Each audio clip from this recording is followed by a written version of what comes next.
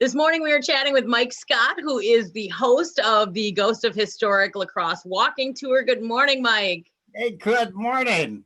Nothing like getting up and talking about ghosts. I love it. This is my favorite thing to talk about, and it's finally spooky season, so other people are interested as well, which is awesome. So for people who have never been or maybe have never heard of the Ghost of Historic walking tour, what is it all about, Mike? Okay, so this is my 4th year doing these, and they came out of years ago. I think it was 8 years ago. The library asked if I would write a script for them, and that was for Dark La Crosse. And that was a walking tour, but that was stories of murders and the brothels and anything that was nasty that happened downtown. We covered it, and people loved it. Yeah.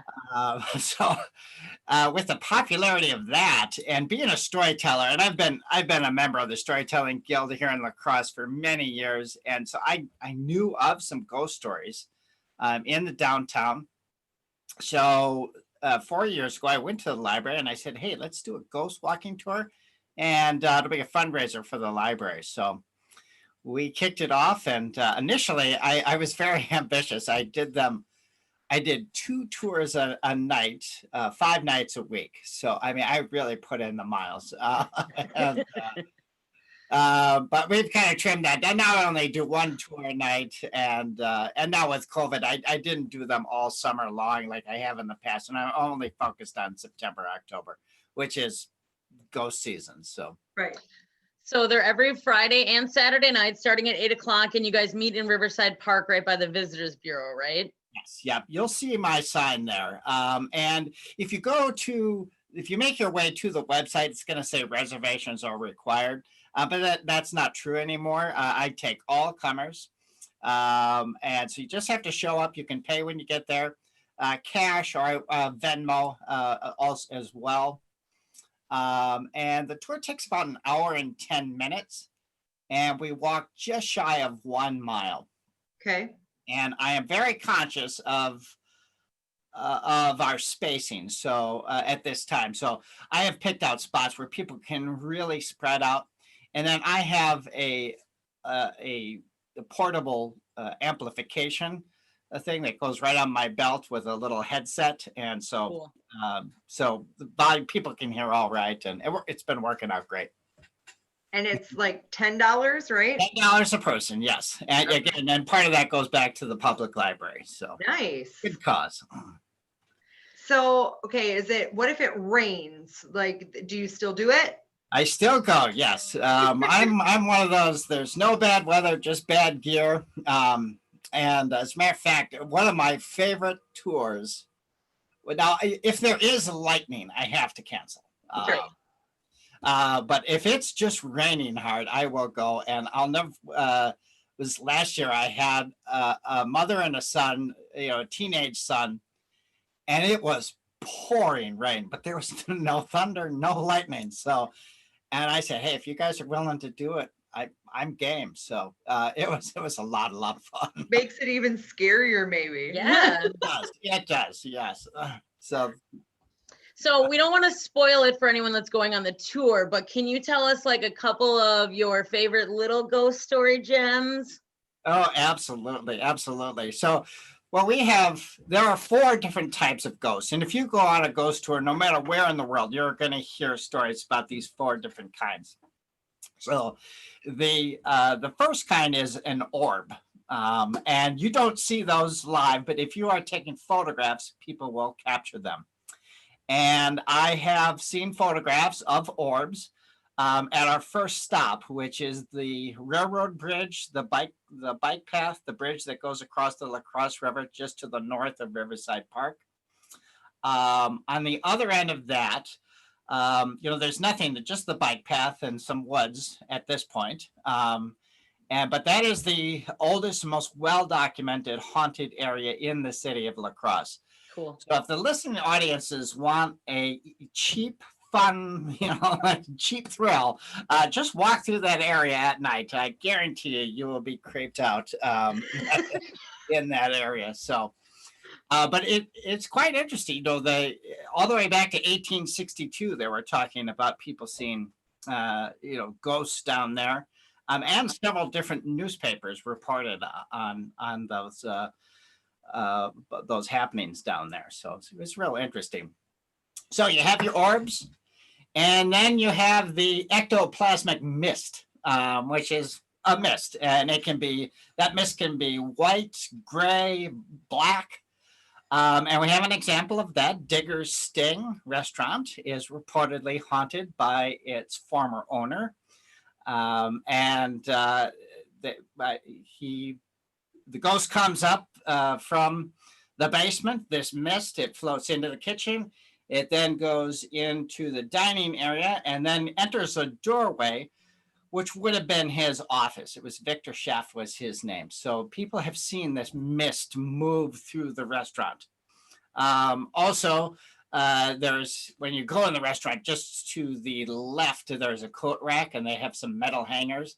And the staff say those metal hangers will sometimes just tinkle together as if someone had just walked past, even though no one has been in that area.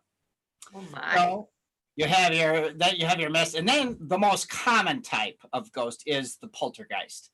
And poltergeists like to make a lot of noise, and they like to move things around.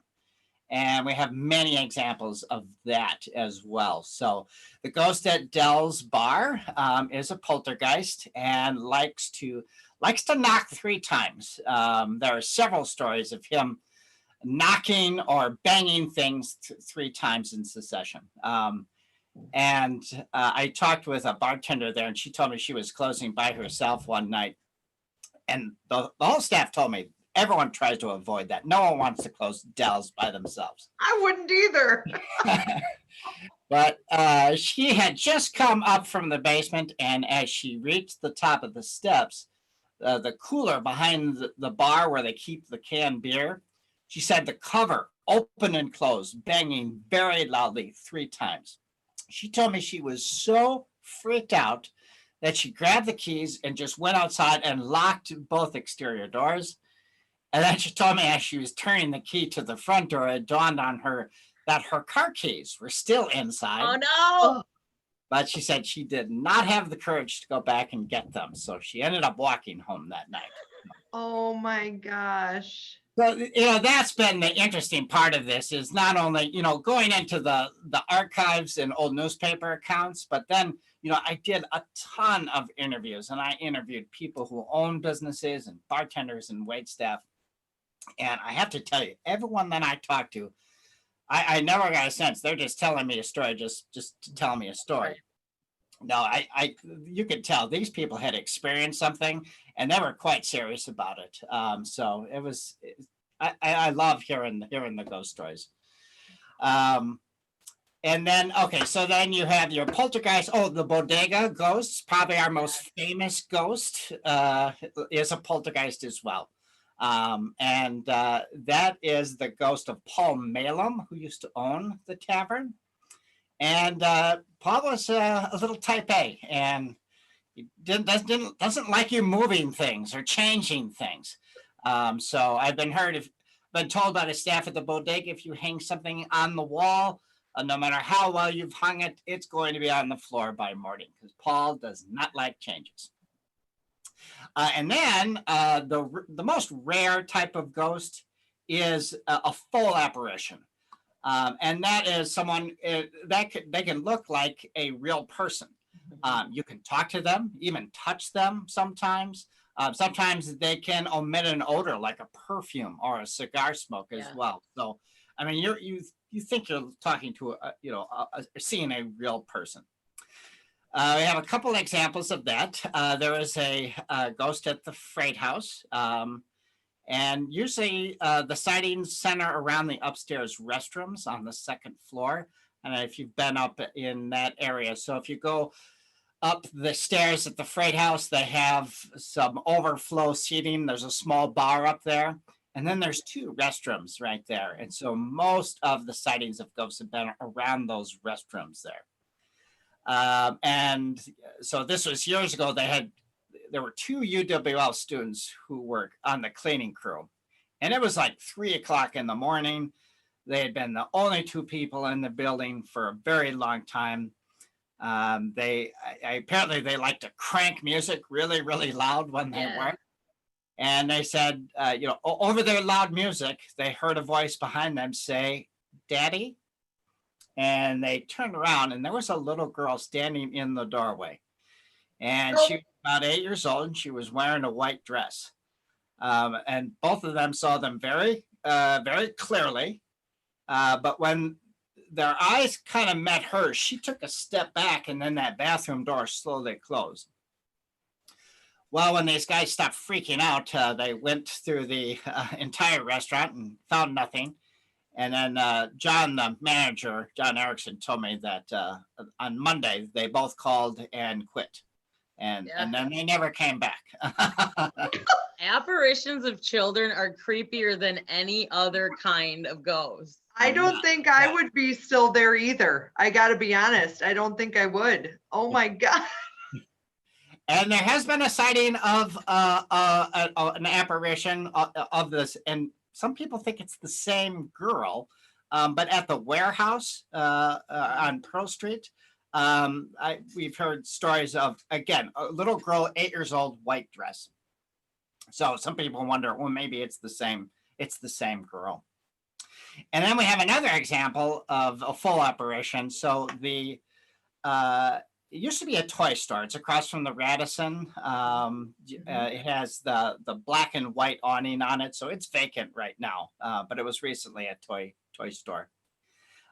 So the woman, the couple that owns that building, they live up on top. Yes. And she had a business called Ambiance on the below there, and she owned that shop for about 8 years. She had retail on the first floor and in the basement. Yep. Over the span of those 8 years, on 3 separate occasions, she has had customers come up from the basement and ask if there was a special downtown Lacrosse History Day because of the woman in the Victorian dress in the basement. And awesome. Yeah, I don't have a woman in the basement in a Victorian dress. Yes, you do. Yeah, you do. So, and interestingly, they all describe the exact same person. It was a woman. She was about 5 feet 2 inches tall. She had a black dress with a high lace collar. And 2 of the customers said she had a cat with her. Now, her and her husband have lived up on top for years, and they have never seen the ghost of a woman. But they said they have definitely seen the cat. They told me they were watching television one night and both of them very plainly saw something run along the side of their place. They have a pet rabbit, or they did at the time, and they figured, well, that has to be the rabbit, but they turned around and saw that their rabbit was locked in its cage. Wow. Oh, so that's kind of, we have a whole bunch of different kinds of ghosts. But my favorite type of ghost stories are the ones that pop up and people tell me, because I'm walking around town and I'm telling ghost stories at these stops, and then we have to walk from place to place, so it allows for conversation. And so people tell me ghost stories all the time, and I absolutely love it. But it was, let's see, I think it was 2 years ago. I had a woman on the tour, and she had to have been, well, in her 60s at least. She was older, and I was like, we walk about a mile, so I thought, boy, she can be able to make it all right. But she did. She was a trooper, but when we got to the ending, her husband went to go get the car. So we start and end in Riverside Park, but not at the same spot. And he thought, well, she's been walking enough, I'm going to run and get the car. So it was just her and I. I was just waiting with her. And she told me a story that just gave me the chills. And it was so matter of fact. She told me that her son died of an accidental gunshot. And she got the call. And she was in the kitchen and she heard the news, and she said she was just in shock. And she just continued to do what she was doing. She didn't know what to do. And she said she opened the back door and she said, I saw my son standing in the yard, as plain as day. And she said he had this look on his face of, Mom, help me. And then she said he was gone. And then she told me they had the funeral and they had a service afterwards. And they had come home, and again, she was in the kitchen by herself, and she heard someone coming up from the basement. And she said, I knew it was him, just the pattern of the everything. She said, I knew it was him. And I turned around and he was standing in the doorway, and she said he didn't speak to her, but he was able to communicate very clearly, Mom, it's okay. I'm okay. Don't worry. I'm fine. And she said then, and he was gone. So yeah, just stories like that. I mean, I'm always fascinated by it. And, people ask me, do you get tired of telling these same stories over and over again? And you know what? I never do. I never do. They're so interesting. Wow. Well, that was just, so that was just a portion of what you have in that mind of yours. And oh my gosh, so if you want, to hear more of those amazing stories, then you should definitely go on this tour. I'm sure it is fantastic. So yeah, it's Friday and Saturday I'm night. encouraging people to, we're coming into Halloween and we're supposed to wear masks. So put on a Halloween mask, come in costume. And it wasn't even Halloween. I had a whole group of women from La Crescent showed up, and they were dressed as the Ghostbusters, and they made their own ectoplasmic proton packs things. They all had their guns at the ready. I had never felt more safe. Awesome.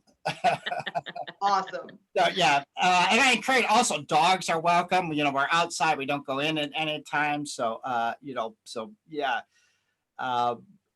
as far as people ask me, for little kids, I would say the rating is like PG-13.